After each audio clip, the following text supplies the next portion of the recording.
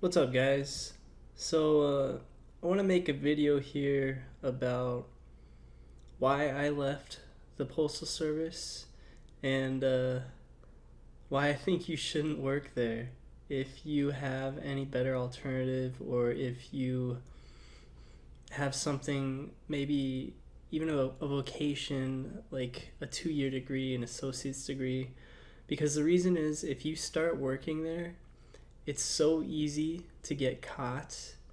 You'll work, first of all, you'll start as something called a CCA or a PSE or some temporary position, but the way it works is they'll work you about, this varies by station, but I know in my case, I was working about 6 days a week, probably 10 hours a day. Maybe Friday and Saturday I'd only work 8 if I was lucky, but I'd say my paychecks with lunch taken out, it was probably about 58 hours a week for 2.5 years nearly before I got converted to what's called being a regular. Now, when you're a regular, you can work 40 hours a week. That's what they say, at least. But when you get converted to regular, you have you usually have the worst route in the office. So even though it's in the contract that you can work 40 hours a week, the reality is you'll have a bad route in most cases, and you'll have to go route only, which means you'll take all the overtime for your route. So you'll still work about 44, 46 hours a week. It's going to be a lot less than you worked before, so you'll think at first that you're getting a good bargain. But what you don't realize about this job is once you start it, it consumes your life. There's no time to study, there's no time to better yourself. You're so exhausted at the end of the day that you go home and you're probably gonna screw around at night unless you're one of the most focused individuals I've ever met. I remember when I first started this job, I would drink like soda or whatever, and then by about halfway through it, I had to kind of start coping. And something I noticed with my coworkers too is everyone kind of has a cope to deal with this job because it's so unhealthy, right? Me, I started drinking a lot more beer, and when I think back on it now, it was just really unhealthy. So you're working each day, you have your route, and you'll go out and do your route, right? But then you get your 30 minutes of lunch.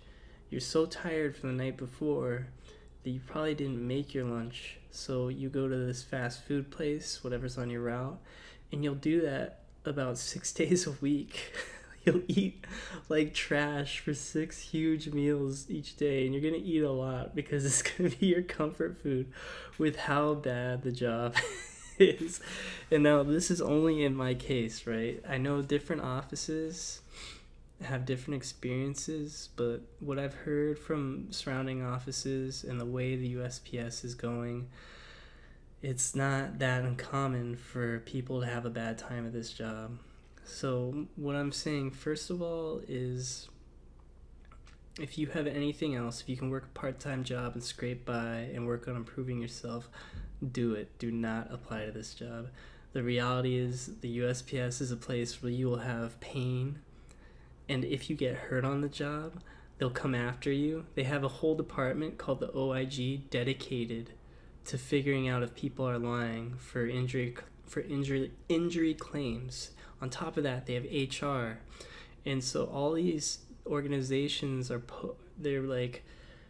propped up as things to help the employee, but really, like, most people know who work in HR, know how it works, or have had an experience. The only reason HR exists, or the OIG exists, is to protect the post office.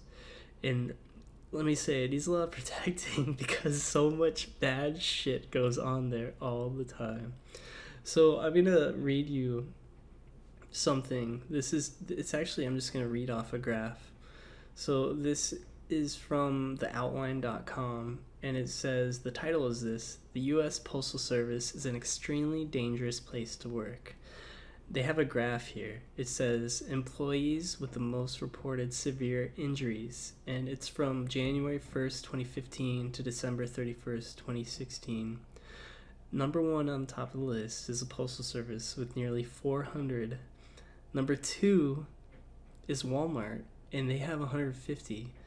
Now, I don't know like how the Postal Service claims to be an organization focused on safety when every single day at every single office people are working in an unsafe environment, and that's just physically. I'm not even talking about the mental strains of the job, about a supervisor calling you 7 times in the morning because you wanted to sleep in on your day off. And this might have happened to me. Maybe that's why I'm sharing it. Maybe that supervisor had to go to anger management.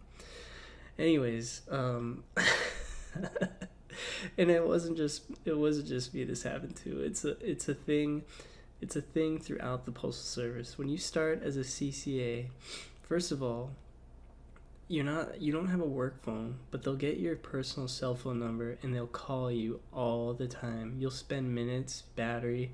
Your cell phone plan is going to go to the USPS and talking to those supervisors, because the amount of micromanagement that they hear from above and the amount of stress that they transfer down on you is so large that they freak out and need constant updates all the time, all the fucking time.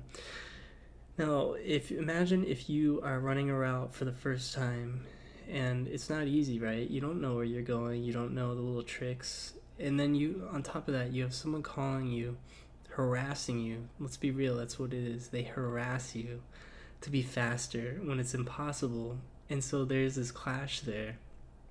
You get people who are easily manipulated. I don't know if it's the job that does this to managers, but they become the type of person that's going to hound you in a negative way, not in a reasonable way.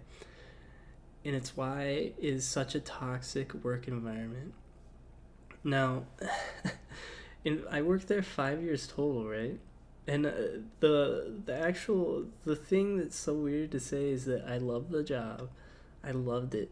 I love the actual job. It's the reason I stayed there, because the thing that's redeeming about this job is once you're away from supervisors and all their bullshit, and if you don't look at your scanner when they're pinging you, or you put your phone on silent when they're calling you, the actual delivery of mail and getting things safely to somebody else, dropping off their package, no matter if it's a fucking hair dryer and it makes that lady happy, or even dropping a college degree in a kid's mailbox. There's something so intimate about that in a job that we don't get anymore, because most things you're behind a computer nowadays. The human connection you get and the feeling that you did your best is such a great thing that it makes this job almost bearable for a while, until you have a chance to breathe and you say, what the fuck am I doing with my life working here? So anyways, I'm going to link you guys to this post about the dangerous place to work, and that's just physical. I feel like if they did a mental evaluation on employees that worked at the post office, it would probably be ridiculous, because I feel like everybody has to cope. I said I drank. I know other people did other things, and it's a kind of culture that you turn your head on it. They just want you to get your work done. So their slogan that they're proud of is rain or sleet or snow. Now, a couple months back, a lady in California died. She died from overheating in her postal vehicle. It was over 100 degrees that day. She had, I believe, I'm not quoting this exact, I'm not looking at the actual article. I think she had over 25 years in, and she was close to retirement. This lady had come back to work, and she's out there in over 100 degrees. It's so easy to overheat. It's such a dangerous physical thing where you don't realize. Okay, first of all, let me tell you guys, if you're inside one of the little mail trucks, there's no air conditioning. So this organization, if you've ever worked there, they say they prioritize safety. This organization that claims to prioritize safety doesn't have air conditioning.